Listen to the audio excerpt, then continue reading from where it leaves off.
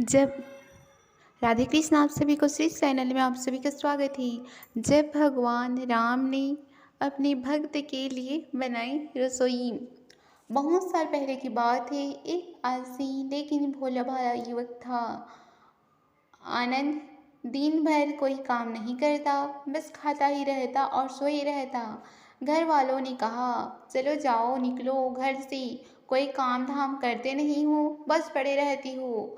वह घर से निकलकर यूं ही भटकते हुए एक आश्रम पहुंचा। वहां उसने देखा कि गुरुजी हैं। उनके शिष्य कोई काम नहीं करते, बस मंदिर की पूजा करते हैं। उसने मन में सोचा, यह बढ़िया है, कोई काम धाम नहीं, बस पूजा ही तो करना है। गुरुजी के पास जाकर पूछा, क्या मैं यहाँ रह सकता हूँ? गुरुजी बोले, हाँ हाँ, क्यों नहीं, लेकिन मैं कोई काम नहीं कर सकता हूँ। गुरुजी, कोई काम नहीं करना है, बस पूजा करना होगा। आनंद, ठीक है, वह तो मैं कर लूँगा। अब आनंद महाराज आश्रम में रहने लगे। न कोई काम न कोई धाम, बस सारा दिन खाते रहो और प्रभु भक्ति में भजन गाते रहो। महीना भर हो गया। फिर एक दिन आई एकादशी। उसने रसोई में जाकर देखा, खाने की कोई तैयारी नहीं। उसने गुरुजी से पूछा, आज खाना नहीं बनेगा क्या? गुरुजी ने कहा, नहीं, आज तो एकादशी है, तुम्हारा भी उपवास है। उसने कहा, नहीं, अगर हमने उपवास कर लिया तो कल का दिन ही नहीं देख पाएंगे। हम नहीं कर सकते उपवास, हमें तो भूख लगती है। आपने पहले क्यों नहीं बताया? गुरुजी ने कहा, ठीक है, तुम न करो उपवास, पर खाना भी तुम्हारे लिए कोई और नहीं बनाएगा, तुम खुद बना लो। मरता क्या न करता। गया रसोई में। गुरुजी फिर आए। देखो, अगर तुम खाना बना लो तो राम जी को भोग जरूर लगा लेना और नदी के उस पार जाकर बना लो रसोई।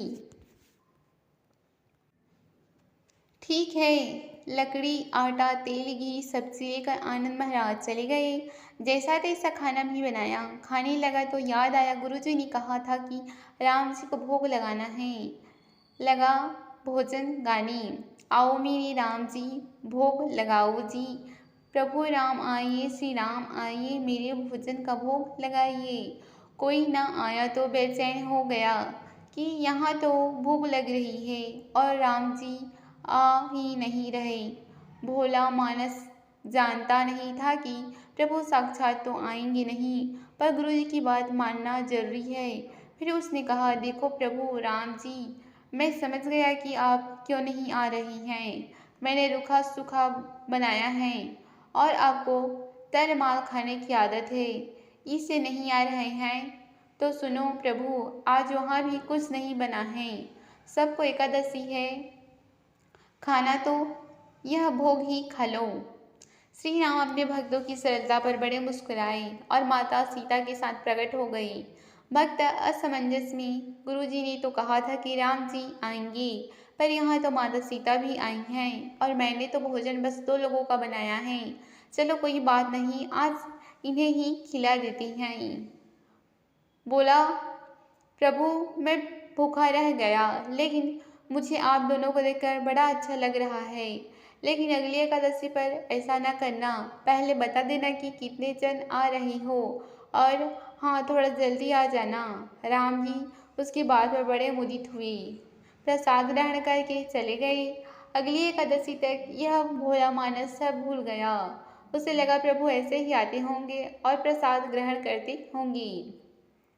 फिर एकादशी आई। गुरुजी से कहा, मैं चला अपना खाना बनाने, पर गुरुजी थोड़ा ज़्यादा अनाज लगेगा, वहाँ 2 लोग आते हैं। गुरुजी मुस्कुराए, भूख के मारे बावला है, ठीक है, ले जा और अनाज ले जा। अब की बार उसने 3 लोगों का खाना बनाया। फिर गुहार लगाई, प्रभु राम आइए, सीता राम आइए, मेरे भोजन का भोग लगाइए। प्रभु की महिमा भी निराली है। भक्त के साथ कौतुक करने में उन्हें बड़ा ही मजा आता है। इस बार वे अपने भाई लक्ष्मण, भरत, शत्रुघ्न और हनुमान जी को लेकर आ गई। भक्त को चक्कर आ गई। यह क्या हुआ? एक का भोजन बनाया तो 2 आए, आज 2 का खाना ज़्यादा बनाया तो पूरा खानदान आ गया। लगता है आज भूखा ही रहना पड़ेगा। सबको भोजन लगाया और बैठे बैठे देखता रहा। अनजाने ही उसकी भी एकादशी हो गई। फिर अगली एकादशी आने से पहले गुरुजी से कहा, गुरुजी ये आपके प्रभु राम जी अकेले क्यों नहीं आते? हर बार कितने सारे लोग ले आते हैं।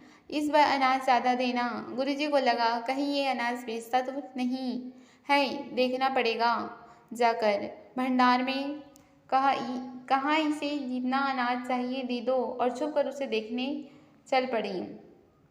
इस बार आनंद ने सोचा खाना पहले नहीं बनाऊंगा, पता नहीं कितने लोग आ जाएं, पहले बुला लेता हूँ फिर बनाता हूँ। फिर तेल लगाई, प्रभु राम आइए, श्री राम आइए, मेरे भोजन को भोग लगाइए।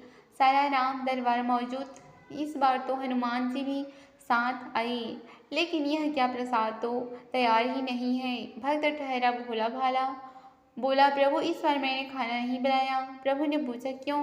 बोला मुझे मिलेगा तो है नहीं, फिर क्या फायदा बनाने का, आप ही बना लो और खुद ही खा लो। राम जी मुस्कुराए। सीता माता की गदगद हो गई।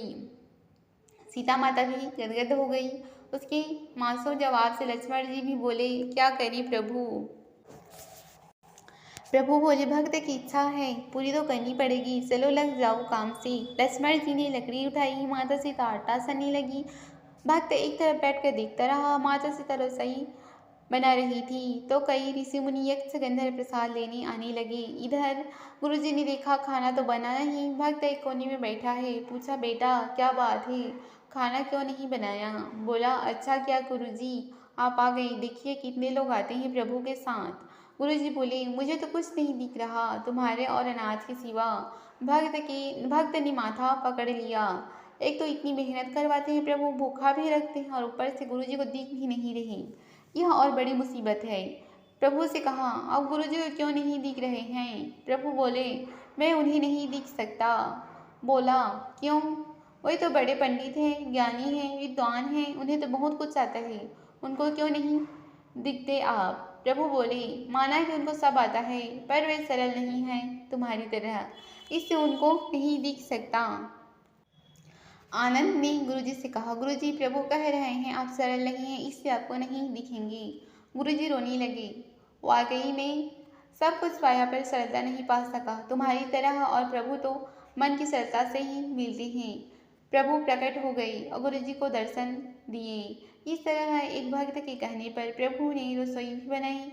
यह भक्ति कथा लोक श्रुति पर आधारित है।